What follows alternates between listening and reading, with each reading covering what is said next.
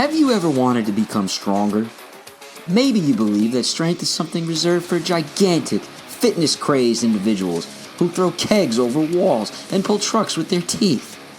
But actually, strength is for you, the high school athlete who aspires to play in college. Strength is for you, the middle-aged mother struggling with back pain despite years of physical therapy. Strength is for you, the grandparent who only wants to be able to keep up with their grandchildren at the park. Strength is the foundation for athletic performance as well as an independent and healthy life. Learn more today. Email ghopbarbell@gmail.com or DM on Instagram at g_hop_barbell. What are you waiting for? Get stronger today.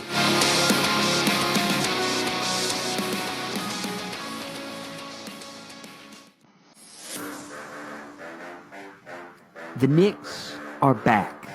Stat proclaimed it in 2010. No one else came. Melo wanted the smoke. Traded away our youthful core for stardom. Got big, got mean, but we were too old. And as quickly as we were on the scene, we were off the map. Linsanity to insanity. Triangles to the Kurt rhombus. We fell into darkness and despair. 17-win seasons, lost out on Cat, had Porzingis, traded Porzingis, lost out on Zion. KD said no. Kyrie said no. Forgetful season after forgetful season. Were the Knicks ever back? Longing for the ferocity of the 90s. The dogs, the toughness, the style, the pride. Lost in the branding, tourism, the company suites. A laughing stock. Miserable. Further removed from the legends that once were. Their numbers hanging from the rafters, a distant memory. Then it shut down, our Mecca, our city. New York permanently changed. But in that bizarre darkness, the Knicks emerged. A duo of southpaws, a loud coach with a hairline receding faster than his offensive tempo. Enter third southpaw, a trio of lefty scorers, fast-paced, looking to share a gritty bench led by a star before our eyes. Enter Hart, and all of a sudden the Knicks bench is a microcosm of New York City. The grit, the rebounds, the hustle, the pride not to let up at home. All of a sudden, a very tough beat, surrounded by a fan base, exaggerate, intolerant, hyperbolic, passionate, loyal, harsh, insane. Through the good, the bad, and the ugly, Knicks fans stood through, and now the Knicks are back. Knicks in 6. The Knicks are back. Joining me now are two of the biggest Knicks fans on planet Earth. One is our beloved BillyFai, and the other is special guest Anna Bryant, a.k.a. Mrs. Knicks. Billy, you are also formerly known as the Angry Knicks fan, but lately you seem more angry at Knicks fans. So obviously we should be feeling good, but I want to check in with everybody. What is the pulse on the Knicks fan side of things? Billy, you first. Man, life is good right now as a Knicks fans. All the problems that we have are good problems. I think we're more hyped about this playoff series than we was 2 years ago. I honestly think we're more hyped than we was 10 years ago when we won 54 games, just because of the future with these young guys that we have. So I'm good. Nick, I'm You've good had on a few this gripes on social media. It was kind of a trick question because you've been kind of like, man, Knicks fans argue all the time. Like I saw something about that. So how you feeling about? I just want to remind you, you're one of us. You're one of us. Because you often sometimes go like, when we're being negative, those are the Knicks fans. When we're positive, hey, you're one of us. You're one of us for the good, the bad, and the ugly, Billy. I mean, Knicks fans, we always find something to be mad about. If Yes. if we have a bad season, we want the owner out of town, out of the country. If we have a good season, we're going to argue with each other and find something to argue about. We'll probably argue about, who's not playing good on the team or whatever. As Knicks fans, as New York fans, what I'm saying, we're never satisfied until we reach the highest peak, what I'm saying? But, I mean, Knicks fans and Knicks fans, we're nitpicky right now. We're arguing about the good things. We're insane. We're crazy. We're crazy. Mrs. Knicks, I think, brings out all the positive, beautiful side of Knicks fans. Like everything's just all positivity, pie in the sky. We got this, and it feels good right now to be a Knicks fan. But what would you say is the pulse of the fan base, Mrs. Knicks? Because I feel like if we win this series, everybody's going to mail their ticket to the Eastern Conference Finals. And if we lose, Tom Thibodeau is going to have to get fired. It can't be anywhere in between, right? Right. I mean, I'm happy personally as a Knicks fan. I always try and stay positive because, giving negative vibes to the team isn't going to do much of nothing. But as far as fans, I mean, I think this is the matchup that everyone wanted to see, right? So we can silence the Donovan Mitchell trade talk. And I think we match up well with them. So this is definitely the matchup that I wanted. Would have been nice to get home court, but not a bad matchup. Not a bad matchup at all. No, it's really a good matchup for us. I mean, Brunson has owned, Spider, which we'll get there. Oh yeah. So it definitely has, got me hyped for Saturday and the rest of the series. Now, when that ball tips off, are you because personally I go up and down from being super hyped, super anxious, like just or is it all like I would love to be that cool fan that just keeps everybody together, but I'm just not. I spiral all the time, and I think we're all doing it. I think that's probably why we're so insane, right? Yeah, no, normally I'm really nervous until the very end, right? No matter how good we are and we play throughout the game, I'm happy, but still in my gut, I'm nervous, right? Because the last couple of years, these Knicks teams have, been really good, leading with good leads, and then kind of like crumbles and they play down to the competition, and then we're struggling at the end to stay afloat. So I'm really always nervous until the end, and then it's like, woo! I mean, I hate to say statistics that are unfun, but we really have only won one playoff series since 2000, if I believe that to be true. So that stinks, but obviously if we could just get to that next level, we can get out of the first round, we're going to feel good. Today, for some reason, I had a lot of fun making the trailer today, but I was talking to Billy before we did the show, and I said, I feel like I want to bring people up to speed about the big picture here, because a lot of Knicks fans, yeah, maybe they just started watching a few years ago. Some of them are younger, but the true Knicks fans like us have been through the ups and downs, and you guys have been through more ups and downs than I am. I'm not trying to reveal anybody's age, but you technically have been through more ups and downs than I have. So I was thinking today about Amari Stoudemire, because I remember actually I used to deliver pizza. I just graduated high school when he said the Knicks are back. And I said, great, I would love for the Knicks to be back. That would be awesome. But truthfully, since that moment, there have been so many faces that have just come and gone. I mean, like it's insane if you really think about how many different attempts this franchise has had at getting it together. So all in all, I hope we can all just stay with the positivity. Like, hey, I don't want to bring back the old slogan, but we're here right now, and we need to enjoy this time as Knicks fans, and that's the most important thing. Now, it won't be long before we think about criticism and concern. Obviously, there's a lot of exciting matchups. We already teased the Brunson-Spider matchup, which is that's like Superman versus Lex Luthor, whatever. It's a good match. They kind of cancel each other out. I mean, maybe that's a bad analogy. Maybe Superman versus Batman, and that one time they fought each other. But basically, I think those guys are going to cancel each other out. You might see one huge game from Mitchell one night. You might see one huge game from Brunson another night. But the man that everybody's talking about, everybody's thinking about, everybody's had a lot to say about is Julius Randle. So, Mrs. Knicks, we'll start with you on this one. Do you see Julius, A, being ready for the series because he's nursing that ankle, and B, do you see him kind of conquering the playoff jitters that we saw 2 years ago? I think, well, as far as the injury, that part, I don't really know. Like yesterday, I felt a little way when I saw Coach Tibbs do his press conference where he kind of gave that little smirk, like, yeah, I know he's playing. But then the fact that he didn't really practice that much today, and I don't know if that's because they're trying to rest it. I know that if he could play and he's cleared to play, he's going to play. I feel like he has that chip on his shoulder from a couple of years ago, and there's not going to be stopping him if medical doesn't stop him. As far as his play, he's going to be huge for us, right? Because the stress of 2 years ago isn't there. We have Brunson that kind of relieves that stress. And I think throughout this season, especially, he's learned to trust everyone else, where in that team, he was the everyone else. Absolutely. So he's absolutely going to be key to our play. And the fact that he can play inside and kind of like use his strength and get everyone else in foul trouble, they're big men. He definitely should use that. I think when things lock up, you're going to see a little bit of that Randall bully ball. And I fully believe he's going to be ready for game one. Billy, there was a lot of, I guess, negativity surrounding Julius maybe last week, 2 weeks ago, or whenever he had that little incident with Quickly, partially because Quickly's an angel and everybody knows he's like the sweetest guy in the world. But Julius got a little heated. And yeah, you were absolutely right when you say over and over that this happens all the time. But it's Julius. And Julius, there's been a lot of ups and downs with him. So I just want to say, I just want to ask you, how do you feel about Julius going into this series? And how do you feel about his Knicks tenure?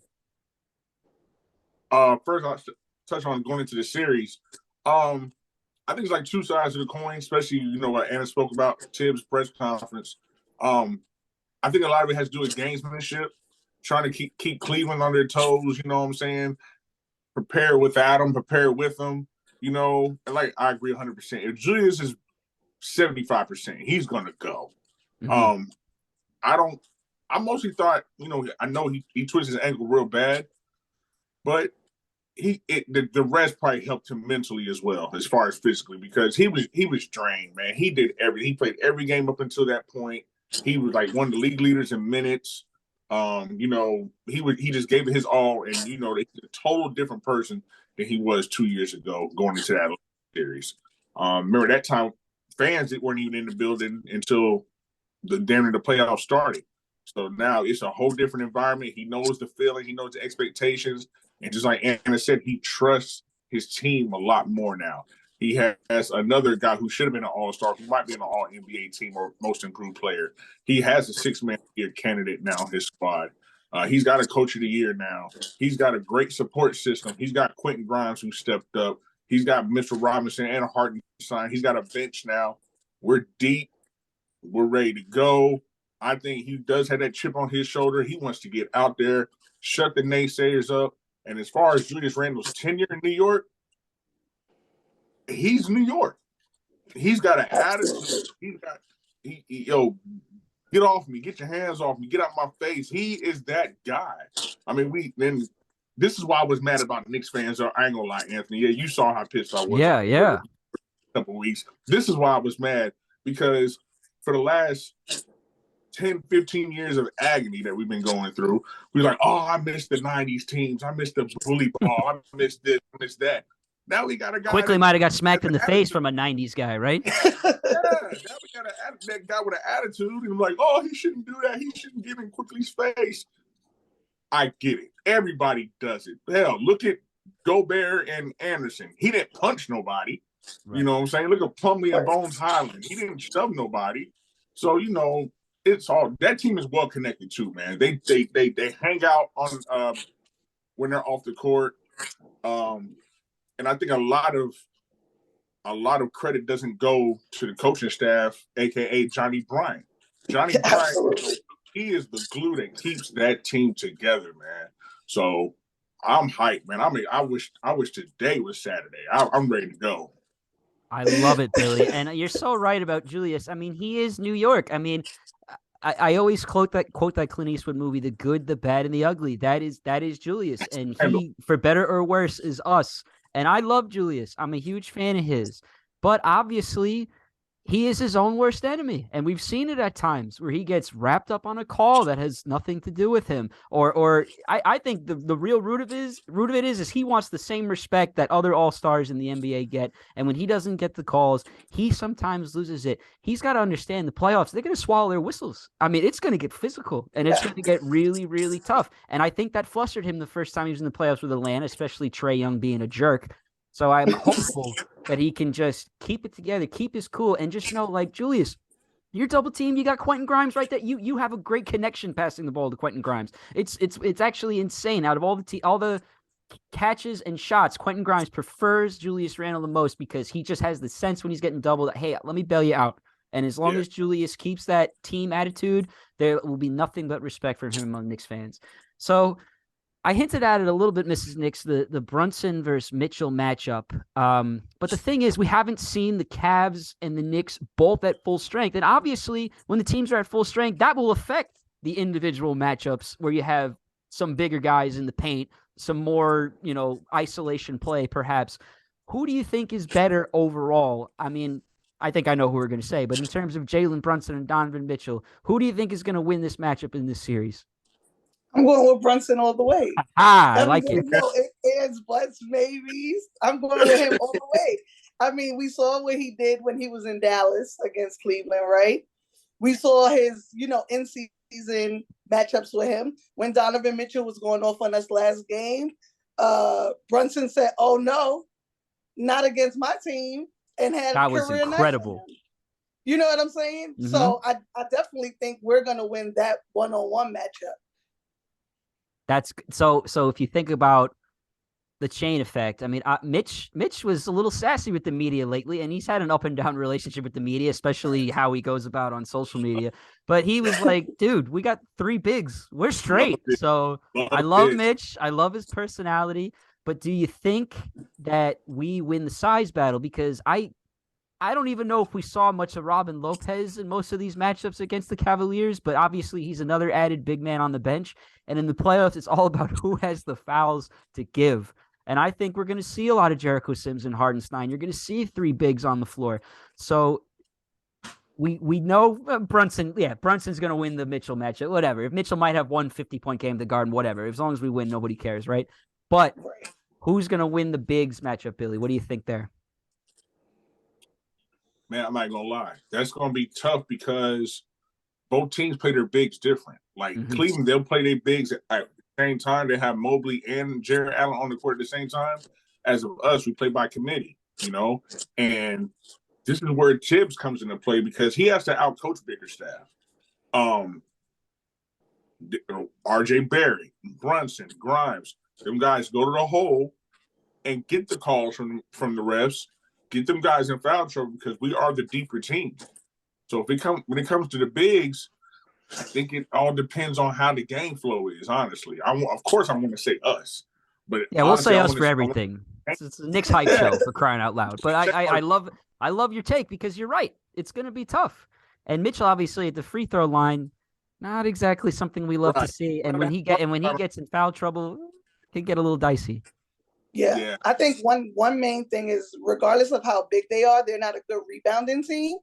And so it's going to be all hands on deck for us rebounding wise, especially Mitch and Isaiah Hartenstein if Jericho gets in to grab them offensive rebounds because I think they're like 25th in the NBA rebounding. Like we can kill them. And we're the number one offensive rebounding team. Mm-hmm. Number one offensive rebounding team. And me and Anthony was talking about a week ago. Mitchell and Hartenstein are 2 of the top 5 offensive leaders in the league in offensive rebounding. So that comes into play a lot. But gotta feel good about that. Gotta feel good about that. The main thing is our big staying out of foul trouble. Yeah. Like let our guard and I mean really it's a whole team effort, right? Because our guards are letting people penetrate, and so now our big men are getting into foul trouble. So everyone just gotta defend to the best their man, and our bigs just try and stay out as much as possible. No doubt. And the thing that I love more than anything about this Knicks team is the bench, especially after we got Hart. Hart and Quickly and Hardenstein. And obviously, you can kind of mix and then after the bench does their thing, you can mix and choose in the fourth quarter. If RJ's having a good game, he could be on the floor late. If he's not, sorry, we'll go with Grimes. That's exactly where you're right, Billy. Tibbs has to get that right in the fourth quarter. Who's going to be on the floor and who's going to be impactful. So I feel good about the matchup. We killed them on the boards in the last 4 games. We're 3-1 against them in the regular season. The only thing that makes me not want to get too ahead of myself is the fact that we have never really seen them at full strength. And obviously it could change everything, but they haven't really seen us at full strength either. So there's reason to be positive. If we could find a way to get one this is what you always say when you start on the road, right? Just find a way to win 1 or 2 and then reestablish the home court. And I think the Garden is going to be nuts. I think Mitchell is going to be ready for it. I mean, Donovan Mitchell. So I think there's a chance that he might have a star performance at the Garden. Unfortunately, a lot like Trae Young. It's the gift and curse of the Garden. Our enemies rise to the occasion. So I think one good thing about our team this year is that we've been better on the road. So, true. I think we can steal one out of those first 2 games. And that's why I'm so confident.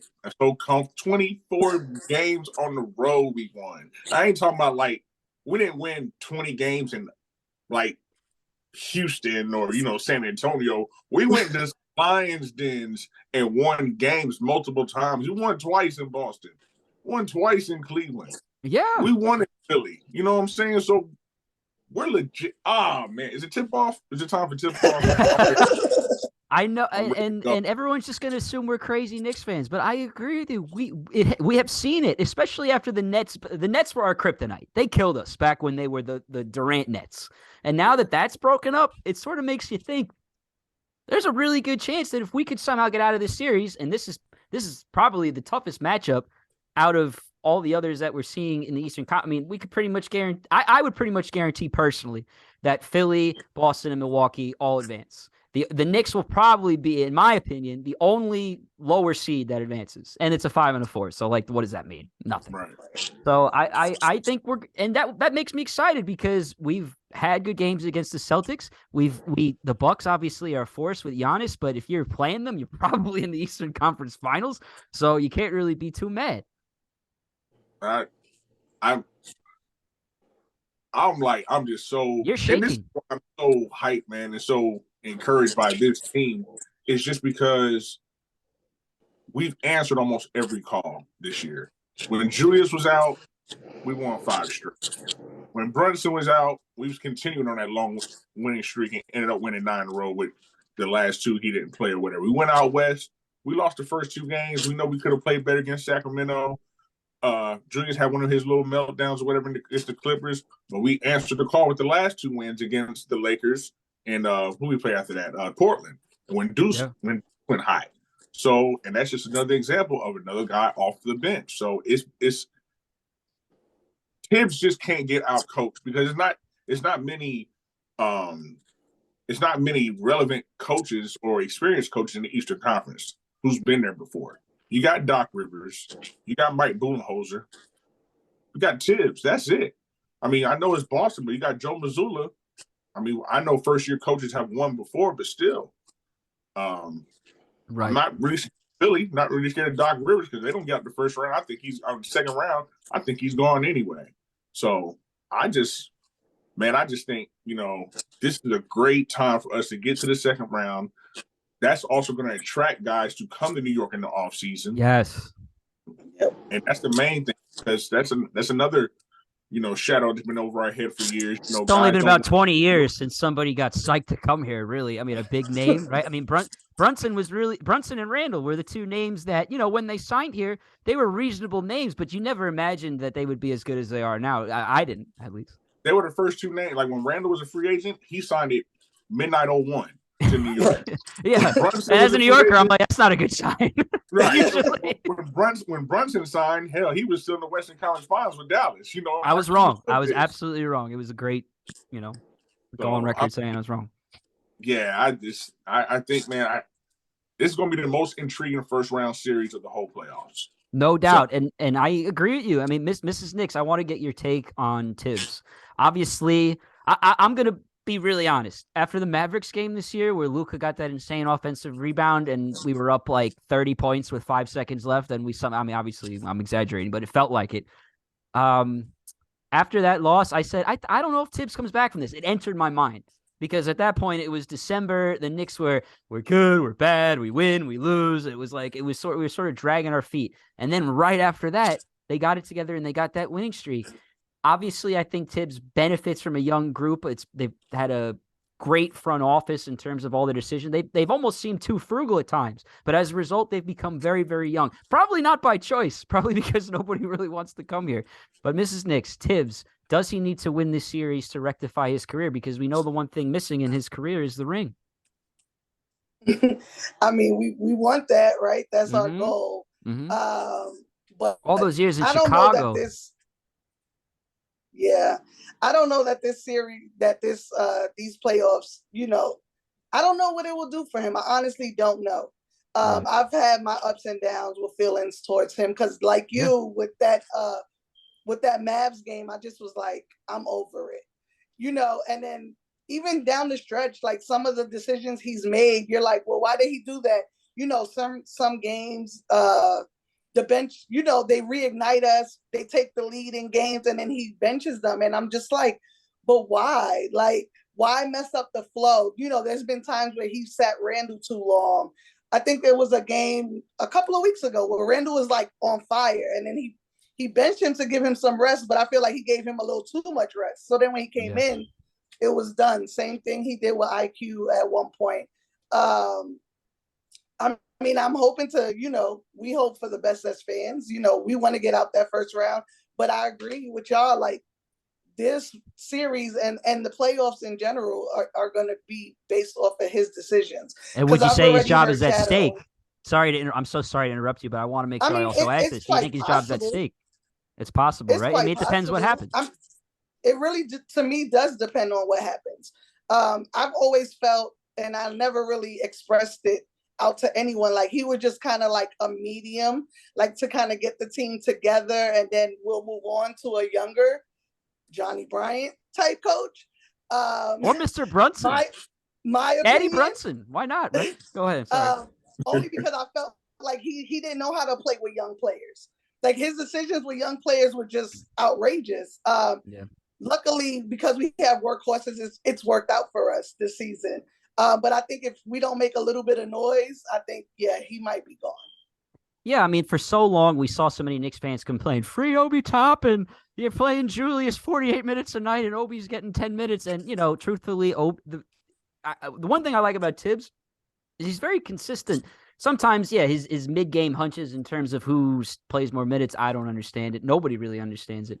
But what I have noticed about him is that if you do not play defense or you do not play it effectively, your ass is on the bench. Obi's had this problem. As much as he is spectacular in the open floor, great dunker, great kid, tremendous person, and overall, and he made the most of his opportunity with Randall being out the last couple of weeks. But the truth is, you gotta hustle, you gotta get back, you gotta play D. I mean, he rewards players like Grimes and Quickly for this reason, because they're doing the little things. So I will support Tibbs for that reason. But I think almost in a way he may have overstayed his welcome, because I agree, he was sort of here to build the youth, and now we got more young players and more draft picks than you could probably ever need. It's almost too much, because the decision is going to have to be made at some point where players start to get paid more. So I also think most of these players were intended to be traded for Mitchell, and that never actually happened. So now we have this it's a blessing in disguise. We have this huge roster with all these young players. Billy, I want to make sure I ask you the same question. Is Tibbs' job at stake? Like, say if the Knicks lose in 5 games, the Knicks lose in 7 games, I mean, will these factors determine, or the Knicks win obviously in 5 or 7, will these affect Tibbs' career and tenure in New York? I got like 2 parts to that. Yeah, I threw a lot at you. Go ahead. No, you good. If we don't get out the first round, I think he's on a real short leash for next year. I don't think he gets fired in the offseason no matter what. But if we don't get out the first round, short leash for next year, because his leash was getting short right before he got to that 8 to 9 man rotation, which was, he did a wonderful job. He had to call a spade. He did his thing. I've never seen Tibbs smile as much as a head coach as I did like this year. And it reminds me in 07 to 08 with the New York Giants, when we had another stern coach like Tom Coughlin, and you had a veteran like Strahan, and they was like, man, you got to lose. You got to let us do what we do, man, and just, take advice from the youth and all that. And I see a lot of similarities to that to this year with Tibbs. Like, there's one game, Brunson was coming out the game, and he was dapping Tibbs up, and he said something to Tibbs on the sideline. And in the press conference, they say, what'd you say to Tibbs? Like, nah, don't worry about it. You know what I'm saying? Because that camaraderie that they're building. And I've never seen Tibbs enjoy coaching like he's had this year. Just like I've never seen Randall smile as much this year. So I think his tenure is cool, regardless of what happens. But I think his leash is short if we don't get out the first round. Now, we get out the second round. I mean, we get out the first round and get to the second round. Knicks fans might get mad. Might get an extension. I mean, Oh, that's the Billy. That's the bar. We've done it one time, and it was We've against done an it aging once. Celtics team that I remember watching the series. We were up, I think, 3-0, and they made it a series. It was like it went to 6. I remember sweating it out. Yeah, So because pissed him off when he told everybody to wear black suits because we're going to a funeral, and Mike Woodson, he got mad at him or whatever. And then they came to Indiana, and I was here for that series, and that's when Hibbert blocked Melo. Whatever, I don't want to talk yeah, about let's that. move on from that. Yeah, But yeah, so Tim's about to do. He's trying to try to do something that no coach has done since Van Gundy. We went to the playoffs 2 of the last 3 years. Cool. Let's get a playoff series. Let's build, because right now we can't go backwards. You can't go back. We did last year when we was the 4 seed 2 years ago. And last year we ended up in 11th in the East. We cannot go backwards. So Tibbs has got to coach his ass off in this first round series, man. These rotations have to be crisp. If Randall plays, great. If he don't, let Obi do what he does. Because, Obi always looks over his shoulder when Randall's healthy. You know what I'm saying? As soon as Obi fucks up, he knows he's going on the bench. He knows it. So Tibbs just has to relax, man, have fun, but he has to coach and listen to his coaching staff. Like I said, yeah. Tibbs gets released. They let Tibbs go. They might stay room within, and Johnny Bryant might fill in the shoes, because them guys love Johnny Bryant, man. But them guys like Tibbs too, man. And a lot of Knicks fans, we always cuss the coach out, which is fine. But I think Tibbs is cool. I think Comes he'll with be the there. territory in this city. It's inevitable. Like we're a tough bunch. We're less demanding now than I think we've ever been, honestly, because it's been so long. Like we're like, just win a playoff series, we'll extend you for 15 years. That's the status we're at right now, I think, with Knicks fans. But I have to tell a little story. Now, this was, forgive me for not remembering the exact year, but back when J.R. Smith was on the Cavaliers, I recall they first got him and he was shooting like lights out. He was dominating like we've seen him do at times. But I went on Twitter because I'm a wise ass and I can't help but, interact. I mean, the Knicks were nothing. I think this was the Hornacek days. I don't even remember who was coaching. It was not a memorable season. Let's put it that way. And JR was shooting really hot, confidently making shots contested. And I made a little remark on Twitter that, yeah, enjoy what you got it, because he'll blow it. Because I just know that he will get in that mental state where he'll have unfortunately, like a 2 for 10 kind of night, and he'll just get ice cold. That's JR. I watched JR for years. And all these Cavs fans were like, man, you don't know what you're talking about. You're just a bitter, grumpy Knicks fan. Your team sucks. And they traded him. I had 10. You ever just send the wrong tweet at the wrong time? I had 15 Cavalier fans harassing me. And then fast forward to the finals, J.R. Smith couldn't hit the broadside of a barn. And you could just see it on his face that he was just terrified. And I got 8 Cavs followers. They were like, man, this guy knew. He's like a basketball genius. I was like, no, I just am a Knicks fan, and I know JR's ups and downs. But Billy, you made a comment about Cavs fans on Twitter. What's been going on with you and the Cavs fans? You've been talking smack, or you've been playing nice? I'm doing both. I'm doing both, man. Look, man, I'm not gonna lie. Excuse my friend. I'm talking shit this series. Oh, yeah. I'm talking shit this series, man, because like Anna said when we opened the show, this is what we wanted. All right. I'm tired of hearing Stephen A. talking about Donovan Mitchell. If you want Donovan Mitchell, damn it, Stephen A., take gas to Northeast Ohio, get you a Cavs jersey, and get the hell. We don't have them. It's a wrap. All right. And guess what? We still finished the seed below where Donovan Mitchell is at. Did I want Donovan Mitchell? Hell yeah. I'm a Louisville guy. He went to my school, Louisville. I've met him a couple times. Great dude. However, if you're not the Knicks, you're the enemy. I vote for the team. I vote for the name on the front, not the back. At the end of the day, I'm orange and blue skies, baby. I'm talking shit to these Cavs fans. Billy, the angry Knicks fan, is still angry because damn it, with the Knicks, whatever. I haven't been this. My cheekbone's been hurting. My cheeks been hurting all season because I'm just so happy. I wasn't even this happy. I was happy in 2013 when we went on 54 games, but we had an old ass team. It was an AARP squad. 5 guys retired off that damn team, and it was a wrap. This squad right here, we can look up and look forward to the future. But Saturday, I'm unleashing hell on Twitter. I'm posting about 5-6 videos prior to the game. I might do another podcast segment tomorrow. Woo. I don't want nothing to do. I live in Indianapolis. Ohio is not far from me at all. I damn near want to go to the border where it says "Welcome to Ohio" and have an orange and blue spray paint and just spray all over the sign. That's how I am for this Knicks squad right here. I don't think I can possibly top that. But I am glad you brought up Stephen A, who I guess, Mrs. Knicks, you're shaking your head. You had some comments on him. So let me make sure I have the story right. I think Stephen A kind of went on his social media and said, "Oh, you can't." First of all, Stephen A is a Knicks fan. All right, he knows the Knicks. All right, this is just my opinion on him. I don't think he knows jack really about baseball. I think he watched the Yankees in October, and I know he doesn't know anything about hockey, and I think he likes football a little bit. But he follows basketball and he likes the Knicks, even though he's like a year-round sports analyst. He's really a sensationalist, and he really is just a true Knicks guy. And I think what it comes down to is he was pushing hard for the Knicks to get Mitchell because Mitchell wanted to be a Knick. And obviously that didn't happen. You're right. It's dead. Pull the plug. But Mrs. Knicks, you were not having it with Stephen A. What's the problem? Let me hear it. I mean, I just don't like fans like him.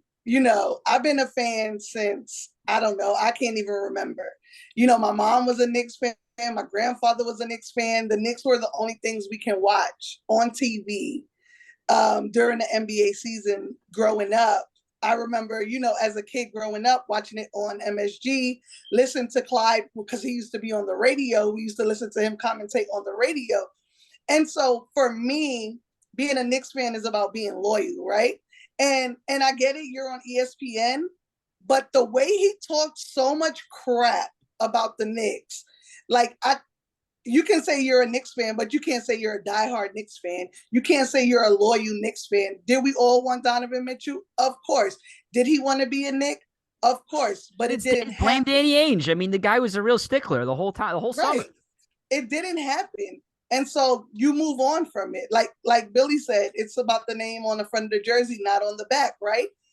We can't do anything about it. They didn't trade him, and if they did, we wouldn't have the team we have right now, and that's just realistic. But to say oh, you young whippersnappers can't take my fan call. I know plenty of 20-year-olds, 30-year-olds, teenager Knicks fans that have been more loyal than him. And the problem I have with him is that he goes on national TV and talks so much crap about a team that he loves. I don't care how mad I am. I can't degrade our team the way he's done on ESPN. I can't. He sold his soul to his career. Let's put it that way. He's a sensationalist. Listen, politicians do the same thing. They're like, what can I say that can get the most attention today? That can get the most people mad. That's what they do. Tune him out. The real Knicks fans are here, and I'm so glad that you gave him his smacking that he really needed. So listen, business. I want real quick in one sentence or less. Billy, you've said it over and over. I think I agree with you. I'm going to go Knicks in 6. Billy, what do you got? Hashtag Knicks in 6, baby. Knicks in 6. Mrs. Knicks, what do you think? 6. Knicks in 6. We're all in agreement. Knicks in 6. Well, convenient. That's the name of the podcast. It's Knicks in 6. I love it. And as a reminder, I probably should have started with this, but it's okay. He's my friend. He won't be mad. This show is brought to you by G-Hop Barbell. And you can get stronger today. His program, all that information is available on dtrabbithole.com. This was a Down the Rabbit Hole media production. And honestly, what an amazing time. A collaboration of the BillyFai podcast and Next Man Up and an amazing guest, Mrs. Knicks. Mrs. Knicks, this better not be the last we see of you. If you're interested in doing more podcast content, Down the Rabbit Hole Media is the place to be. And I know BillyFai will back that up big time. So we'd love to hear from you. So we'll work it out. Don't worry, that can occur off air because that's personal business. But Knicks in 6. Enjoy it. Thanks for tuning in. This was a collaboration of Next Man Up and BillyFai podcast. So long, everybody, and be well.